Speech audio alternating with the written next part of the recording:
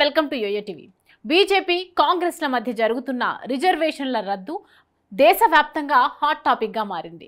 BJP అధికారంలోకి వస్తే రిజర్వేషన్లను రద్దు చేస్తోందని సీఎం రేవంత్ రెడ్డి ఆరోపించారు. ఈ ఆరోపణలు కాంగ్రెస్ పార్టీకి ఎన్నికల్లో ప్లస్ అవుతాయా అంటే అవుననే సమాధానం వినిపిస్తోంది. ఎందుకంటే రేవంత్ వ్యాఖ్యలకు ప్రధాని మోడీతో పాటు బీజేపీ అగ్రనాయకులు అమిత్ షా, జేపీ నడ్డా కూడా సమాధానం ఇచ్చుకోవాల్సిన పరిస్థితి ఏర్పడింది.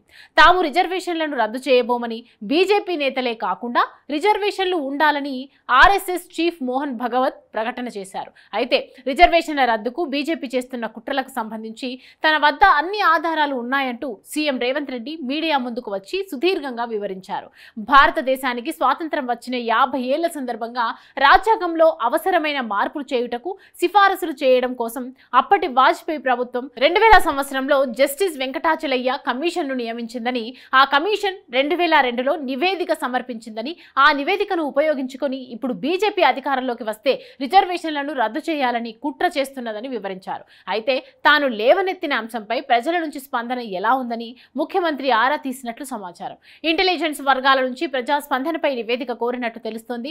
ప్రజలు సానుకూలంగా స్పందిస్తున్నారని, ప్రజల్లో ఈ అంశంపై విస్తృతంగా చర్చ జరుగుతోందని నిఘా వర్గాలు నివేదిక ఇచ్చినట్లు విశ్వసనీయ వర్గాలు తెలిపాయి. దాంతో అప్పటి నుంచి సీఎం ప్రతి సభలో పదే పదే రిజర్వేషన్ల రద్దు అంశాన్ని ప్రస్తావిస్తున్నారు.